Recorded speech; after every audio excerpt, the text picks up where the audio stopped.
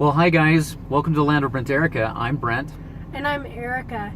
Guys, we are social entrepreneurs and we own and operate a real estate investing business. Right, and on top of that, Erica's a working model, so we have lots going on. We actually got one of her magazines in the other day, and so we have lots of fun stuff going on. The great thing about our lives is we really have the life of our dreams, and we have a lot of time capital, which is what I wanted when I was just, working two jobs for the longest time. So today what we want to talk about is getting an integrity in your relationship.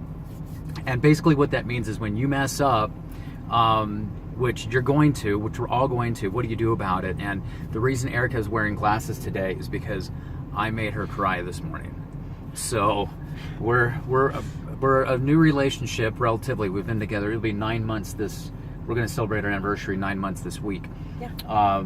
Is it this week? Mm-hmm. Okay. This week or next week? I don't know. Anyways, It's here really close. It's on the 18th.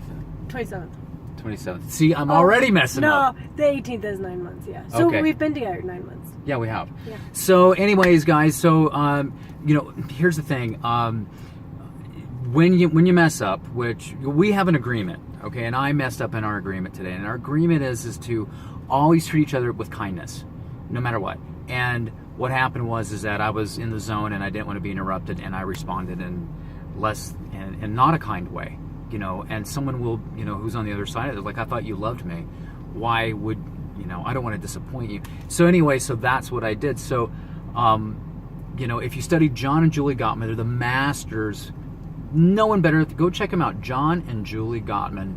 They're the best. And they talk about that all the couples they studied. John was actually a senior researcher for over 30 years, and his wife's a therapist. So they merged their work. It's really beautiful. They have a lab in Seattle. They have a lab, and it's thousands of couples. It's really amazing. And what they found out was that there were people who were masters and there were people who were disasters. And we've all been a part of that disaster side. So relationships are harder than they've ever been. The 60s, 50s, and 60s, it was easier. It's more like, the Cleavers and Leave It to Beaver and like everyone, now it's like most relationships fell. Look around you. How many people have you seen that actually lasted, right? It's harder these days. So they say 90% of the time is ripe for a conflict, and it's how you handle that. So this morning I had to make a choice to be a master. And it could have easily been a disaster, but so here's the steps of how you get back in integrity and what it means. The first thing is just to admit it, that you made the mistake. So many people don't want to take accountability and responsibility, and you know what? It takes a big person just to go foul number 9. And then the second is to apologize without an explanation. It's like apologizing and taking it back. Well, I did that, but I had a good reason. You know what? I'm sorry about what I did and that it affected you that way, that it hurt your feelings. I'm just sorry that what I did hurt you. And then the other piece is of course, doing my best to spend time to really make sure I do my best to not do it again. What would I do differently next time? And then the other piece, guys, is what's going to help you, guys and girls, not live in guilt and shame. This is the part that actually helps you not feel like a POS throughout the rest of the day. And I was part of a men's group, and we all made an agreement that we would get there at 7. And if you were late while everyone else was kind of having some quiet time, you would disturb the quiet time. So if you did do that before we did this men's group thing, then what you'd have to do is the leader would say, hey, would you, Brent, like an opportunity to get back in integrity? And at which time I'd say yes, and I would bring a snack for everyone. I would commit to that. Or I would bring in a guitar. Whoever was late had an option to offer something that they're going to do, and not only being on time, but keeping an extra commitment, an extra promise to bring you back into integrity. And so that's what I did with Erica today. I was like, you know what? Okay, I admitted it.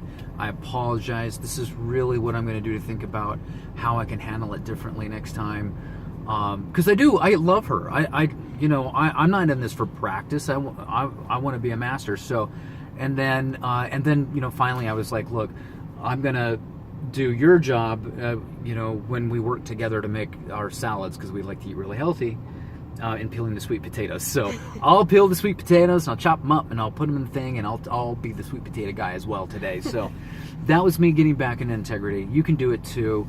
And you know what? Look, life and relationships are so hard. Did I slur just now? Relationships. They're really hard, and we understand that, but they can be easier if we share these kind of things with each other. So it's the golden rule, be excellent to each other, that kind of stuff, treat each other. Yeah, and going back to the Gottmans, which is super interesting, you've got to read about them. They can predict just by watching any couple having any kind of conversation, even about, their dog.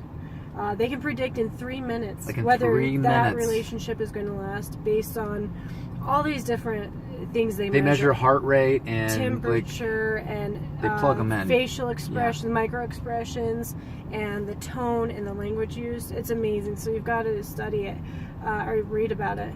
And it can be difficult for couples who are, one, fairly new, and two, in business together. We do our work together. We're together constantly, and it's awesome. We're rarely apart, but it can bring up, the pressures and the stressors that go along with the business, and we have to remind ourselves to keep our relationship separate, and that's the most important thing before even business. So always try to remember that your mate comes first before anything else. We're good at practicing it. Right, and especially learning to turn towards each other. That's probably one of the biggest lessons from the Gottmans. And also the 4 horsemen of the apocalypse, as they say, the four reasons people fail in a relationship. It's really amazing. One of them is contempt, which is the corrosive acid. Stonewalling, and a few others. So anyways, check those guys out. They're really great. I mean, especially if you're struggling in a relationship. But anyway, get back in integrity now, and hopefully you can learn from my mistake today. So until the next time, guys, hey, stay frosty, will you? Kadark. Kadark.